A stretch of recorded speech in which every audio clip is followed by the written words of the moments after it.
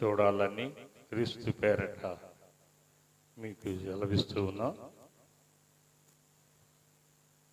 కీర్తనల గ్రంథము 130వ కీర్తన 6వ వచనాన్ని చదవగా విందాం.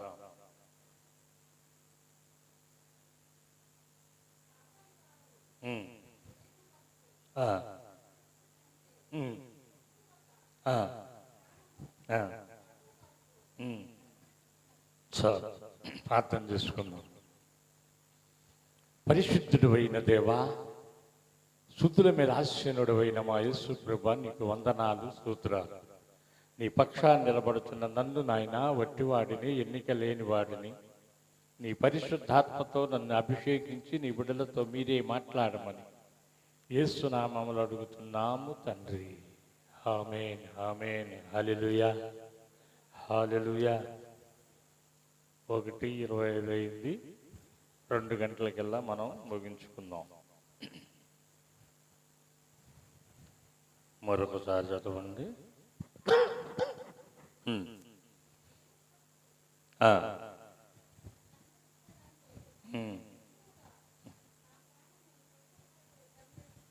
హల్లెలూయా. చాలు. ఎవరి కోసం అంట? ప్రభువు కోసం. ప్రభువు కోసం కనిపెట్టుచూ ఉందంట తన ఆత్మ, తన హృదయం. ఇది రావట్లేదు, చూడరు. ఇది రావట్లేదు, కెమెరా రావట్లేదు. ప్రభువు కోసం ఎవరైతే చూస్తారో, ప్రభు కోసం ఎవరైతే దానిని అలంకరించుకుని సెంట్రల్ దానిని ఉంచారో, వారికి నిండైన దీవెనలు వారికి దేవాతి దేవుడు అనుగ్రహిస్తాడు. హల్లెలూయా. వీరు కావలి వారు దేనికోసం ఎదురు చూస్తారు? ఎప్పుడెప్పుడు తెల్లవారుతుందా, ఎప్పుడెప్పుడు తెల్లవారుతుందా అని చూస్తారు. మనము క్రైస్తవులమైన మనము మన కుటుంబం మీదకి ఎప్పుడు దీవెన వస్తుందని ఎదురు చూస్తాం. ఎప్పుడు జీవాధిపతి అయిన ఆశీర్వాదం మనకు వస్తుందని ఎదురు చూస్తాం. ఆ మధురమైన స్వరాన్ని వినటానికి ఇష్టపడుతూ ఉంటాం. హల్లెలూయా. కూలివారు పనికి వెళ్ళారు, వారు దేనికోసం ఎదురు చూస్తారు? ఎప్పుడెప్పుడు సమయం అయిపోతుందా అని చూస్తారు. ఉద్యోగస్తులు కూడా ఆ సమయం, టైంని చూస్తారు. ఎప్పుడెప్పుడు మన సమయం అయిపోతుంది, మనం గృహానికి వెళ్ళాలి, లేక ఈ స్థలాన్ని విడిచి వెళ్ళాలి అని ఆశతో ఉంటారు. మనము ప్రభుతో ఉంటే, ప్రభు వచ్చినప్పుడు ప్రభుతో పరలోకములో ఉంటావు. హల్లెలూయా. ఎలా ఉంటే? ఆశ కలిగి ఉంటే. నిర్లక్ష్యంగా ఉంటే దేవుడు విడిచిపెడతాడు. మన తలలో వెంట్రుక ఒకటి రాలాలి అంటే ఆయన పర్మిషన్ కావాలంట. ఎవరు పర్మిషన్? దేవుని పర్మిషన్ కావాలి. మన హృదయంలో నుండి నాలుకకు ఒక మాట రావాలి అంటే మనకు రాకమునిపై తండ్రికి తెలిసిపోయిందంట. హల్లెలూయా. అందుకే అంటాడు, ప్రతి మోకాలు నా దగ్గర వంగుతుంది, ప్రతి నాలుక నన్ను స్తుతిస్తుంది అంటున్నాడు. హల్లెలూయా. ఏంటంట? ప్రతి మోకాలు, ప్రతి నాలుక. యెషయా గ్రంథములు అంటాడు 30:41 వచనములో, యెహోవా కోసం ఎదురు చూసేవారు నూతన బలాన్ని పొంది పక్షిరాజు వల్లే ఆకాశం వైపు రెక్కలు తాసి ఎగురుతారంట. హల్లెలూయా. ఎవరి కోసం ఎదురు చూస్తే? మనం కూడా ఎదురు చూస్తారు. స్త్రీలు పెళ్ళైన కొత్తలో వారి పురుషుల కోసం ఎదురు చూస్తారు. వ్యవసాయకుడు తను వేసిన పంట ఫలం కోసం ఎదురు చూస్తాడు. నా బిడ్డలు ఎదుగుతున్నారు, అబ్రహాములాగా వీరి జీవిత భాగస్వామిని జతపరిచితే బాగుంటుంది అని ఆలోచన కలిగి ఎదురు చూస్తారు. కొందరు నా పిల్లవాడు ఎదగటం లేదేందని దిగులు పడతారు. నా పిల్ల ఎదుగుతలేదేందని దిగులు పడతారు. అలాగే దేవాతి దేవుడు కూడా నువ్వు ప్రభులో ఎదగటం లేదని ఆయన దిగులు పడుతున్నాడు. ఎవరిలో? ప్రభువులో. ఎప్పుడు చూసినా నా కుమార్తె పాట పాడలేకపోతున్నాడు, నా కుమారుడు పాట పాడలేకపోతున్నాడు, ప్రార్థన చేయలేకపోతున్నాడు, ఎందుకో నా సన్నిధిలో సంపూర్ణంగా నాతో గడపలేకపోతున్నాడని దేవుడు ఏం చేస్తున్నాడంట? ఏడుస్తున్నాడు. దేవుడు ఏడుస్తే మనకు దీవెన కాదు, సేవకుడు ఏడిస్తే దీవెన కాదు. అలాగే ఎందుకు ఏడుస్తున్నాడు అంటే, నీవు ఆయన కలిసి పరదేశులో ఉండాలి అని, ఆ బంగారపు వీధులలో ఉండాలని, ఆ పాలు తేనె ప్రవహించే దేశంలో ఉండాలని, ఆ కోట్లాది దూతలతో పరిశుద్ధుడు పరిశుద్ధుడు అని కొనియాడబడాలి అని ఆయన కోరిక. మన పిల్లల్ని ఏమనుకుంటాం మనం? ఒక ఉన్నతమైన చదువు చదివించాలి, వారి జీవిత భాగస్వామిని మంచి చదువుకున్న అమ్మాయిని లేక చదువుకున్న అబ్బాయిని అని ఆ బిడ్డల తల్లిదండ్రులు ఎంతగానో ఆరాటపడి ఎంతగానో వెతికి వారిని జతపరుచుతారు. భూలోకములో ఉండే నీకే ఇంత తపన ఉంటే పరలోకములో ఉండే తండ్రికి ఎంత తపన. ఈ ఆదివారం ఆయన ఒక దీవెన తీసుకుని ఇచ్చాడు. ఆయన ఒక ఆశీర్వాదాన్ని తీసుకుని మందిరంలోకి వచ్చి కూర్చున్నాడు బలిపీఠం మీద. నీవెక్కడా? ఆదాముని అడిగినట్టు అడుగుతున్నాడు. ఆదామా, ఆదామా, నా కుమారుడా, నీవెక్కడా? చెట్టు చాటునున్నాడు ఆదాము. ఎందుకు? తప్పు చేశాడు గనక. నీవు కూడా మందిరానికి రాకుండా ఎక్కడ ఉంటున్నావు? నీ ఆలోచనలు.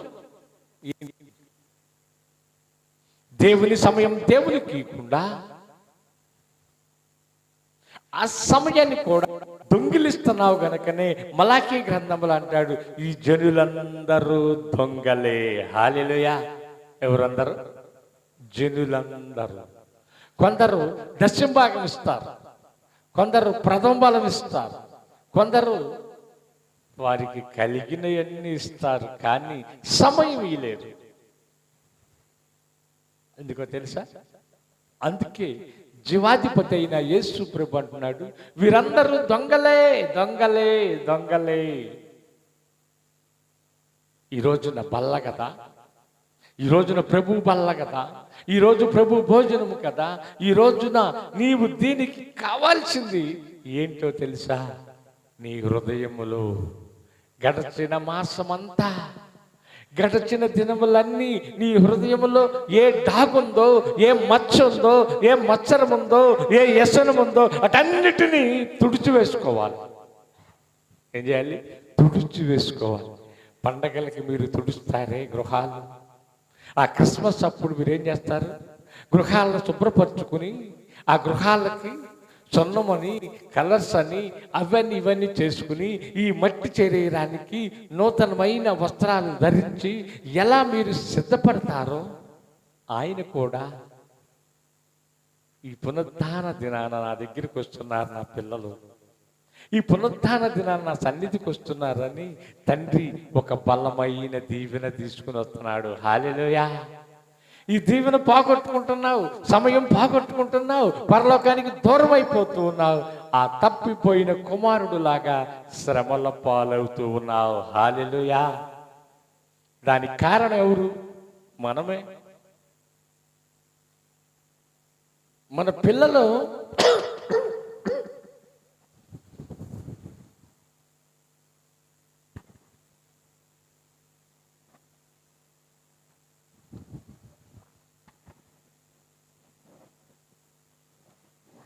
పిల్లలు మనతో నడవట్లేదు అంటే అది ఎవరి లోపం?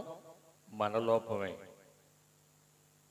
ఎన్ని పనులున్నా, ఎంత పనిభారం ఉన్నా దేవుని సన్నిధిలోకి నీవు నడిపించగలగాలి.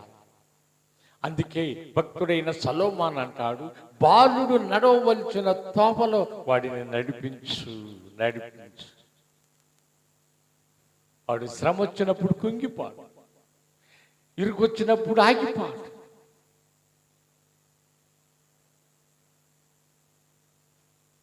వాటిలో ఏముంటుందంటే దేవుని భయం ఉంటుంది, ఒకటి దేవుని భక్తి ఉంటుంది, దేవుడి కోసం ఆశ ఉంటుంది. హల్లెలూయా, హల్లెలూయా. ఈ ఆశ మూడు ఉన్న క్రైస్తవులు ఎవరైతే ఉంటారో వీరిని నూరంతల దీవెన దీవిస్తాడు దేవుడు. హల్లెలూయా, హల్లెలూయా. అలాగే అపొస్తలుల కార్యంలోకి రండి. అపొస్తలుల కార్యము 1వ అధ్యాయము 4వ వచనాన్ని చదవగా విందాం.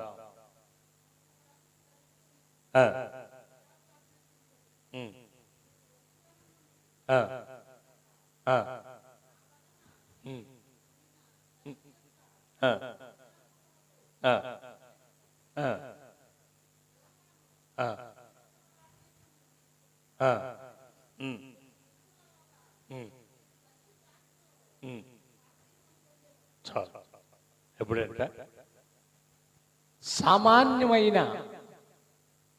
సేవకుడు నీటి బాప్తిసం ఇస్తాడు. మనం కూడా నీటి బాప్తిసం ఇచ్చాం కదా, ఇచ్చాము లేదా? పరిశుద్ధాత్మ అభిషేకం ఇచ్చేది ఎవరంటే పరిశుద్ధాత్మ దేవుడు. హల్లెలూయా, హల్లెలూయా. ఈ పరిశుద్ధాత్మ కోసం నీవు ఆశతో ఉండాలి. మేడగదిలో 120 మంది ప్రభు కోసం కనిపెట్టారు. దేనికోసం? పరిశుద్ధాత్మ కోసం. పరిశుద్ధాత్మ అభిషేకం పొందుకున్నాక వారు ఎక్కడ కూడా వెనక తిరిగి చూడాల. హల్లెలూయా. పేతురు గారు మనలాంటి మనుషుడే కదా. ఎన్నిసార్లు అబద్ధం ఆడాడు? ఎన్నిసార్లు అబద్ధం ఆడాడు? 3 సార్లు అబద్ధం ఆడితేనే ఆయనకి తాటాకులు కడుతున్నారు. మనం ఎన్ని అబద్ధాలు ఆడతాం లేచిన కాడి నుంచి? ఆడతలేదా? మన బతుకే అబద్ధం. అందుకే ఆశీర్వాదాలు వెనక్కి వెళ్ళిపోతున్నాయి. క్రైస్తవులు అన్నవారు అవునంటే అవును, కాదంటే కాదు. కొందరు వస్తానని వాగ్దానం చేశారు. ఏది? నీ తండ్రి వాగ్దానం చేస్తే వాగ్దానాన్ని వెనక్కి తీసుకోడు. అందుకే భక్తుడైన యెషయా అంటాడు, ఆకాశమా ఆలకించు, భూమి చెవొగ్గుము అని. నా పిల్లల్ని పెంచి పెద్దవారిని గొప్పవారిని చెయ్యాలంటే తిరుగుబాటు చేస్తున్నారు నా మీద అన్నాడు. మొదటి వచనంలో ఏం చేస్తున్నారంట? తిరుగుబాటు. బాప్తిసం తీసుకోమంటే తిరుగుబాటు, మందిరానికి రమ్మంటే తిరుగుబాటు, అంతా తిరుగుబాటు. తిరుగుబాటు అంటే అపవాది ఆత్మ వారిలో ఉంది. హల్లెలూయా. ఎవరాత్మ? అపవాది ఆత్మ, అబద్ధాలాడే ఆత్మ. ఈ ఫోన్లు వచ్చినాక మరి అబద్ధాలకి జనకుడుగా మనల్ని వాడుకుంటున్నాడు. ఇక్కడే ఉంటాం, ఎక్కడో ఉన్నట్టుగా ఫోన్లో మాట్లాడు. అది అబద్ధమే కదా. అలాంటి ఎక్కువైపోయినాయి ఈ సెల్ ఫోన్లు వచ్చినాక. వీటన్నిటినీ దేవుడు లెక్క చూస్తాడు. అది తెలియట్లే జనానికి. చూస్తాడు లెక్క. నీ ఆవిష్కారాన్ని 60 సంవత్సరాలు 70 సంవత్సరాలు అధిక బలంతో 80 సంవత్సరాలు అన్నాడు. ఈ 80 సంవత్సరాల్లో, నీ 60 సంవత్సరాల్లో, ఈ 70 సంవత్సరాల్లో దేవునికి ఎంత ఖర్చు పెట్టావు, నీవెంత ఖర్చు చేసుకున్నావు ఒకరోజు అడుగుతాడు. ఎన్ని ఆదివారాలు డమా కొట్టావు, ఎన్ని బల్లలు డమా కొట్టావు, నా స్వార్థ పనికి నీవెందుకు ముందుకు రాలేకపోతున్నావు, మరి నేను నీకెలా ఇస్తానని అడిగితే మన దగ్గర సమాధానం ఉందా? ఆయన నీ కోసం ప్రాణం ఇచ్చాడు, నీవేమిస్తున్నావు ఆయన? ఆయన నీ ప్రాణం అడగట్లేదు, నీ బలులు అడగట్లేదు, నీ హృదయాన్ని అడుగుతున్నాడు. నువ్వెలా ఉండాలి? నా రక్తం యేసు రక్తం, నా గోత్రం యోధా గోత్రం, నా తండ్రి యేసురాజు అని ఆయనను మహిమపరచాలి. నువ్వు బాప్తిసం తీసుకున్నాక నీలో ప్రవేశించేది యేసు రక్తం. నీవు యోధా గోత్రపు సింహముగా మార్చబడ్డావు. యువరాజుగా మార్చబడ్డావు గనక నీవెవరి సొత్తు? క్రీస్తు సొత్తు. నీ రక్తంలో ఏముంది? యేసు రక్తం కలిసిపోయింది. నీ గోత్రం మార్చివేశాడు. స్త్రీకి వివాహం అయినప్పుడు మారిపోతుంది. నీవు బాప్తిసం తీసుకున్నప్పుడు నీ ఇంటి పేరు మారిపోతుంది. నీ గోత్రము మారిపోయింది. యూదా గోత్రంలోకి వచ్చేస్తాం. ఈ యూదా గోత్రములో ఉంటేనే పరలోకం. హల్లెలూయా. ఎక్కడుంటే? యూదా గోత్రంలో. టికెట్ ఉంటేనే ట్రైన్ ఎక్కుతాం, లేకపోతే ఎక్కడెక్కడా ఒకళ్ళు ఎక్కినా పక్క స్టేషన్లో దింపేస్తాం. ఇక్కడ మొదటే ఎక్కనీరు. దేవదూతలు నీ డేటా పుచ్చుకొని ఉంటారు. అమ్మా, నీవు ఇన్ని వారాలు చెక్కొట్టావు కదా, అయ్యా నీవు ఇన్ని మతాలు చేసావు కదా, నీ వయసు అంతా నువ్వు లోకానికే ఖర్చు పెట్టుకున్నావు కదా, మరి దేవునికి. మదర్ సెరీసా గారంట, ఆ తల్లి నేనైతే చూడలేదు, టీవీల్లో వీటిలో చూడటమే. 500 పిల్లలని పోషిస్తూ ఉందంట. అనాథ పిల్లలు పోషిస్తూ అందరూ ప్లేట్లు కట్టుకుని కూర్చున్నారంట. వంట లేదు, ఏమి లేదు. మరి ప్లేట్లు కట్టుకుని ఎందుకు కూర్చున్నారు? దేవుడు చెప్తూ ఉన్నాడంట, అమ్మా నీ పిల్లల లైన్గా కూర్చోబెట్టు, నీ పిల్లల లైన్గా కూర్చోబెట్టు, ఆహారం వస్తుంది. హల్లెలూయా. ప్రభువా, ఎక్కడ నుండి వస్తుందంటే ఎదురుగా కనిపిస్తున్న గ్రామానికి వెళ్ళు, అక్కడ ఒక యజమానుడు ఉన్నాడు, ఒక ధనవంతుడు ఉన్నాడు, అక్కడ నుండి నీకు నీ బిడ్డలకి ఆహారం వచ్చును వెళ్ళన్నాడు. వీళ్ళు ఎక్కడ లైన్గా కూర్చున్నారు, ప్రభు అక్కడికి వెళ్ళమన్నాడు. అర్థమవుతుందా?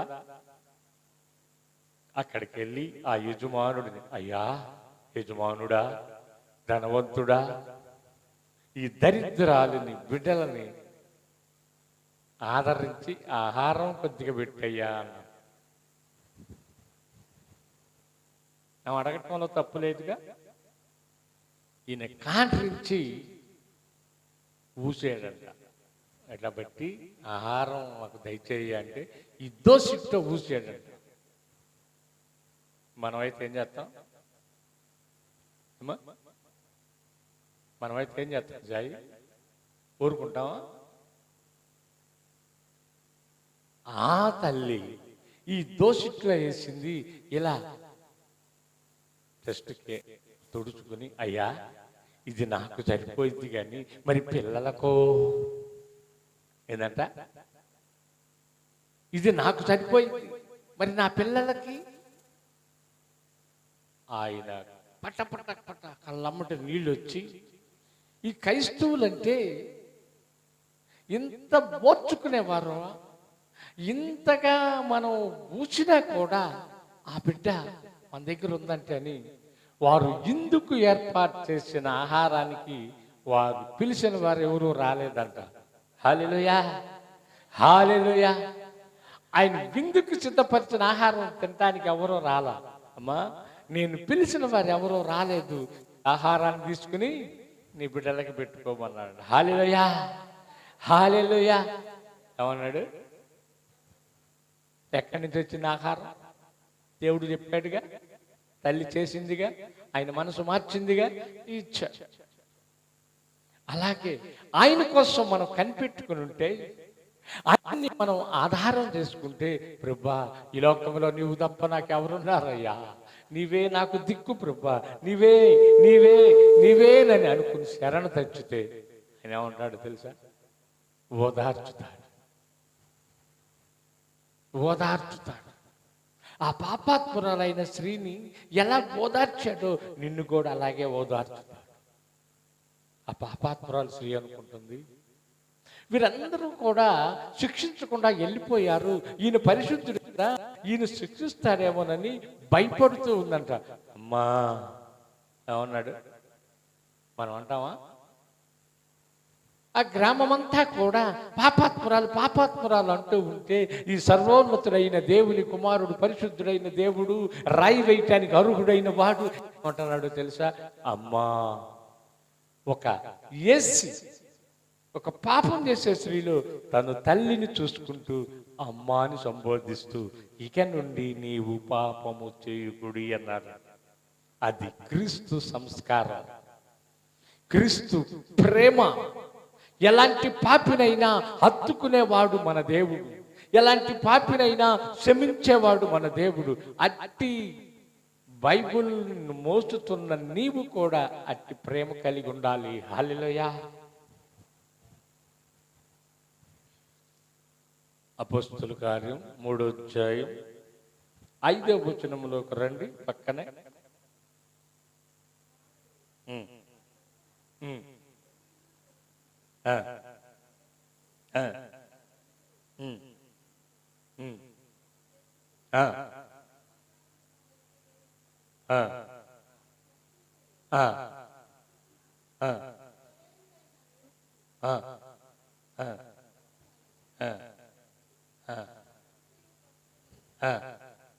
హల్లెలూయా, హల్లెలూయా. ఈ కుంటివాడు వారు అంగీల వైపు చూసి, నాకు ఏదైనా బలమైన కానుక దొరుకుతుందని తనలో తాను ఆశపడుతూ వారి యొక్క తేరి చూస్తూ ఉన్నాడు. వీరిలో ఉన్న ఆత్మ వారికి ఎలా అర్థమైంది అంటే, పరిశుద్ధాత్మని పొందుకున్నవారు పేతురు, యోహానులు. హల్లెలూయా. నీవు కూడా పరిశుద్ధ పొందుకుంటే జరుగుతుంది, జరగబోతుంది. ఏమి చేస్తున్నావో నీ దేవుడు నీకు బయలుపరుచుతాడు. హల్లెలూయా, హల్లెలూయా. వారు అంటూ ఉన్నారు,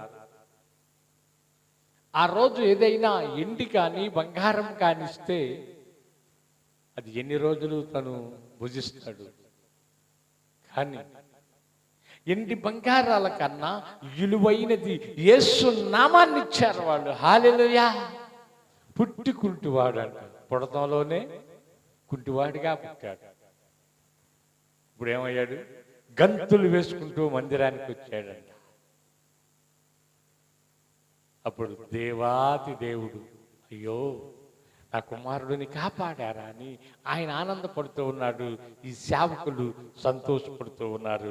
ఒక పాపి జీవితాన్ని, ఒక కుంటి జీవితాన్ని దేవునికి సమర్పించుకున్నట్టుగా దేవుని దగ్గరికి వచ్చారు. ఆ శృంగారం అనే దేవాలయం దగ్గరికి రావాలి అంటే ఇద్దరు ఎత్తుకుని రావాలి, ఇద్దరు ఎత్తుకుని తీసుకెళ్ళాలి. అలాంటి స్థితి లేకుండా ఏం చేశాడు?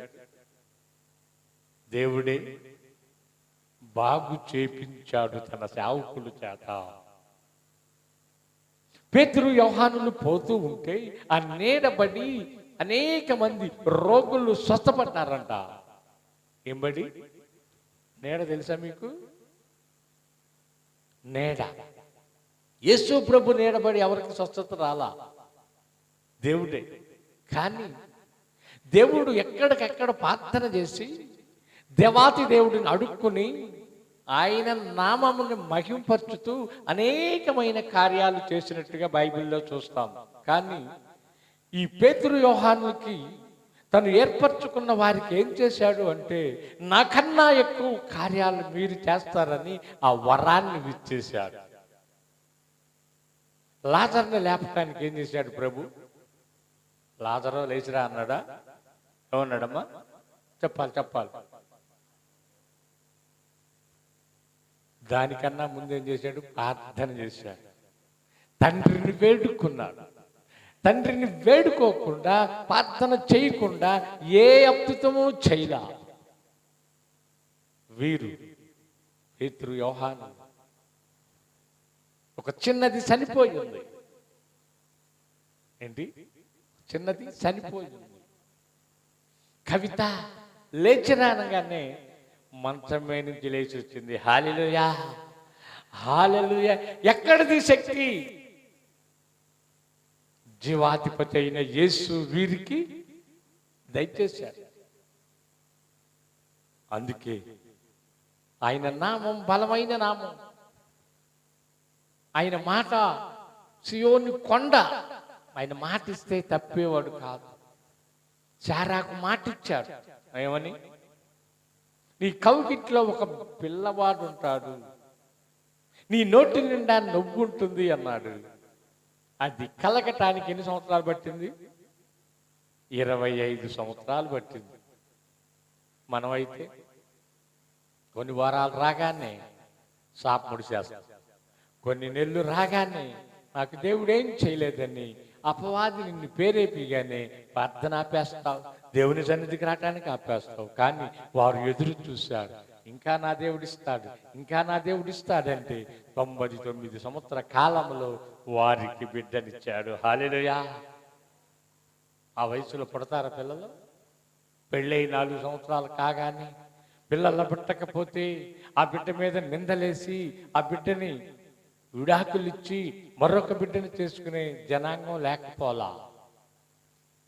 ఆ బిడ్డని గాయపరిచి అన్నలాగా గాయపరవకుండా ఉండేవాళ్ళు లేరు పోలా. జీవాధిపతి అయిన దేవుడు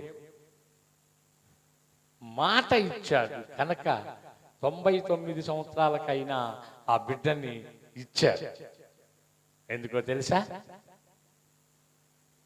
మారని దేవుడవు నీవేనయ్యా, మరుగై ఉండలేదు నీకు యేసయ్యా.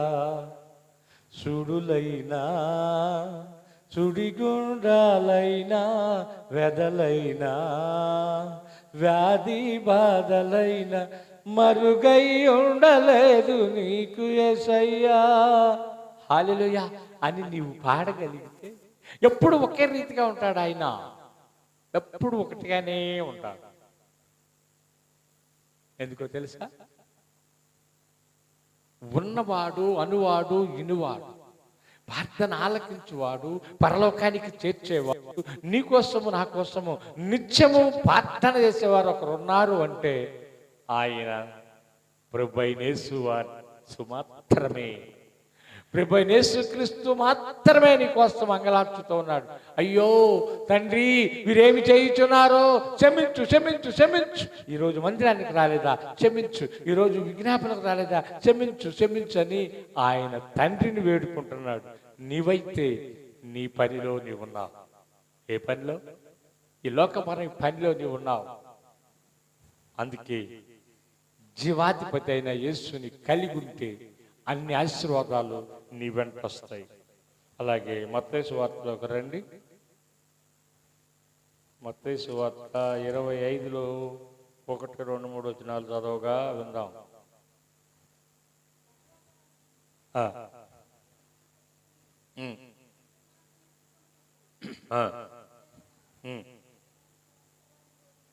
హల్లెలూయా.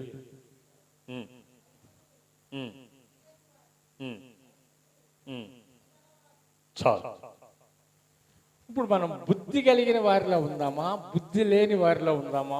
మీరే పరిశోధించుకోండి. నేను చెప్పను. బుద్ధి కలిగిన వారు అయితే యేసుతో పరలోకంలో ఉంటారు, యేసునే స్తుతిస్తూ ఉంటారు, యేసునే గణపరచుతూ ఉంటారు, యేసుతో కలిసి యేసు పరిశుద్ధుడు, పరిశుద్ధుడు, పరిశుద్ధుడని గణపరిచే గుంపులో ఉంటారు. కేక వేసే గుంపులో ఉండబాకండి. నోవాహు దినాల్లో ఆ పడవ తేలిపోతూ ఉన్నప్పుడు, ఆ వర్షానికి మునిగిపోతూ ఉన్నప్పుడు కేకలు వేశారు. ఈ బుద్ధి లేని కన్నికలు కూడా, అయ్యా మీ నామంలో ప్రార్థన చేశాం, ప్రతి ఆదివారం ప్రార్థనకు వచ్చాం, ప్రతిసారి కూడా మేము కానుకలు ఇచ్చాం, అవి ఇచ్చాం, ఇవి ఇచ్చామని కేకలు వేస్తే ఆయన ఏమన్నాడో తెలుసా? మీరెవరో నాకు తెలియదు. ఏ గుంపులో ఉంటావో అది నీవు నిర్ణయించుకో. ఏ గుంపులో ఉండాలి? పరలోకం వెళ్ళే గుంపులో ఉంటే నీకు నీ కుటుంబం కొరనేలు కుటుంబంలో ఉంటాం. ధనవంతుడు కుటుంబం లాగా ఉంటే దరిద్రత భూమి మీద లేకపోయినా కన్ను మూసినాక అది నిన్ను వెంటాడుతూ ఉంటుంది. అక్కడ ఏముండిద్దంట? కేకలో చీకటి, ఎవరికి వినపడదు. అక్కడ ఆ స్థలానికి వెళ్ళకూడదని జీవాధిపతి అయిన దేవుని కుమారుడే మన దగ్గరికి వచ్చే నీవు మందిరములో నుండి ఉండటానికి ఇష్టపడతలా, ఇంట్లో నుండి మందిరములోకి రావటానికి ఇష్టపడతలా, మందిరములో కొంత సమయం దేవునితో గడపటానికి ఇష్టపడతలా. అది ఎందుకో తెలుసా? నీలేముంది? అవిశ్వాసం. ఈ పని అవుతుందా అవుదా, అవుతుందా అవదా అని రెండు తలంపులతో ఉంటున్నావు. యెహోవా అన్నాడు, ప్రభువా 3 దేశముల వారు నా మీదకి యుద్ధానికి వస్తున్నారు, నా బలం చాలదు, నీవే నా దిక్కయ్యా అని రాజవస్త్రాలు పక్కన పెట్టి ఆయన పాదాలు పట్టుకుని ఆ పట్టణం అంతా ఉపవాసం ప్రకటించాడు కనుక విజయాన్ని పొందుకున్నాడు. హల్లెలూయా, హల్లెలూయా. నీవు కూడా నీ కుటుంబంలో మార్పు లేదా? నీ కుటుంబంలో ఈ ఆశీర్వాదం లేదా? నీ కుటుంబంలో ఎదుగు బతుకు లేదా? ఆయన్ని వేడుకో. ఆయన చిత్తానికి తలవంచు. మేలు చేయకు ఉండకుండా ఉండేవాడు కాదు నీ దేవుడు. నీకు కీడు చేసేవాడు అంతకన్నా కాదు. ఆయన మేలు చేసే దేవుడు, పరిశుద్ధమైన దేవుడు, పరిపూర్ణమైన దేవుడు, యుగాలు ఉండే దేవుడు. ఎన్నిసార్లు నీవు పడిపోయినా లేపి హత్తుకుని తన అరిచేతిలో పెట్టుకుని ముదిమొచ్చు వరకు ముద్దాడేవాడు ఆయన.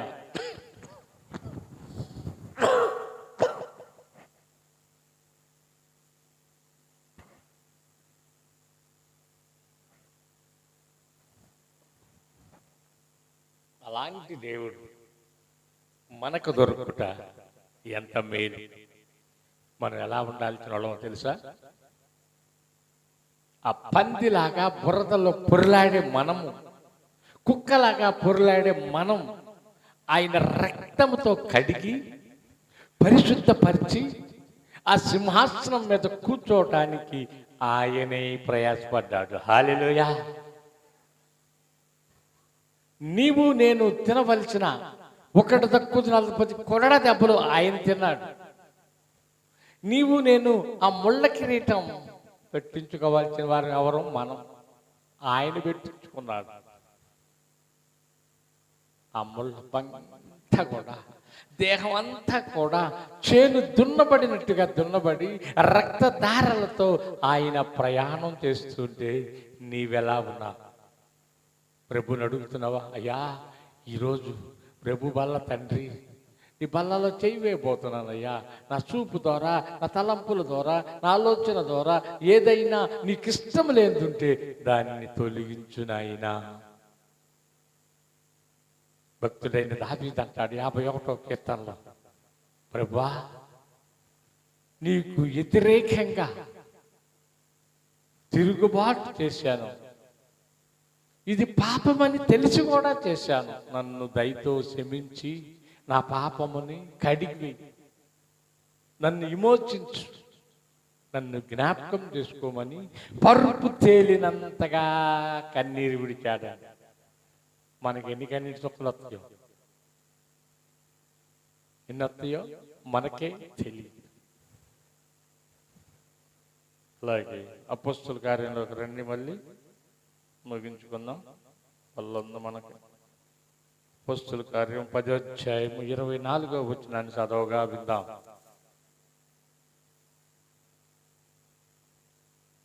యేసయ్య నామములో శక్తి ఉన్నదయ్యా. ఉందా? 10:24.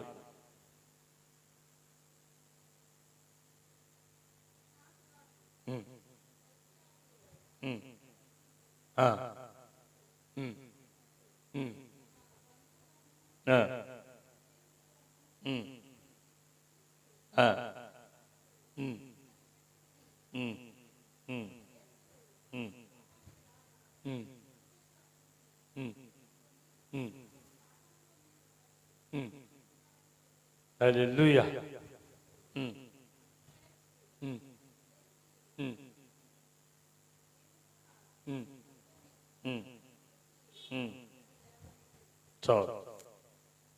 ఈ పేతురు గారు మాలాంటి సేవకుడు, దేవుని మాటలు ప్రజలకు చెప్పేవాడు, దేవుని అందించమన్నది అందించేవాడు. ఈయనని పాదాల మీద పడుతూ ఉంటాయా, నేను కూడా నీలాంటి నరుడినే, మనిషినే అని పేతురు ఎంత తగ్గించుకున్నాడు. మనమైతే నేనే నేనే నేను గొప్ప చేసుకుంటాం. ఒక దెయ్యం వదిలిపోయిందంటే ప్రభు చేశాడు, ఒక రోగం వదిలిపోయిందంటే ప్రభు చేశాడు, నీ కుటుంబం ఆశీర్వదించబడిందంటే ప్రభు ఆశీర్వదించాడు అని ఏం చేయాలి? దేవునికి మహిమ వచ్చినట్టుగా చేయాలి, దేవుడిని గణపరచడం నేర్చుకుంటారు. అందుకే నేను నా ఇంటి వారు యెహోవాను సేవించుదు అని కొర్నేలి గట్టిగా చెప్పగలిగాడు. మీరు ఎవరినైనా సేవించుకోండి, మీరు ఎక్కడికైనా వెళ్ళండి, ఏ దేవత దగ్గరికైనా, ఏ రాతి దగ్గరికో, ఏ చెడు దగ్గరికి వెళ్తారో నాకు తెలియదు, కానీ నేను నా ఇంటి వారు యెహోవాని సేవిస్తూ పేరు పెట్టాడు అక్కడ. ఎవరు? యెహోవా. ఎందుకో తెలుసా?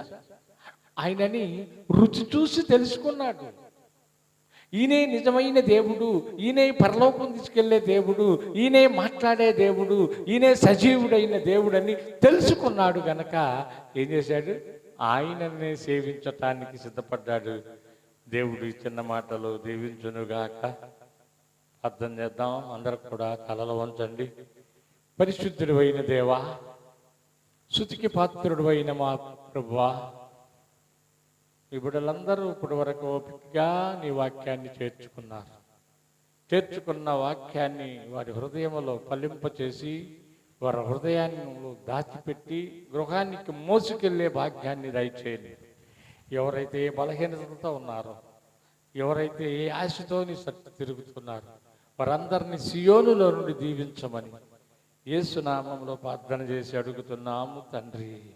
ఆమేన్. హల్లెలూయా, హల్లెలూయా. అందరూ కూడా అలాగే మోకరించి ప్రార్థన చేయండి. బల్ల మీ దగ్గరికి వస్తుంది.